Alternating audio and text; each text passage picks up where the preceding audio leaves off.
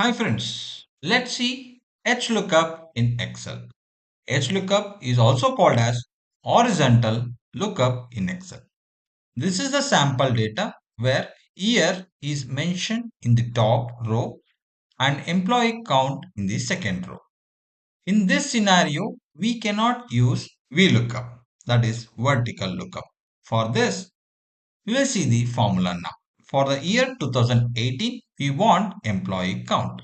So 2018 is 685. Let's try with the formula. Equals H lookup, open the bracket, lookup value. Select the year, comma, then select this array. From this to this. Now, we have selected the array.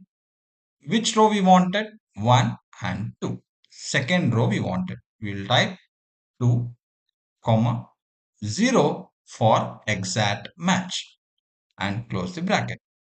Now press enter.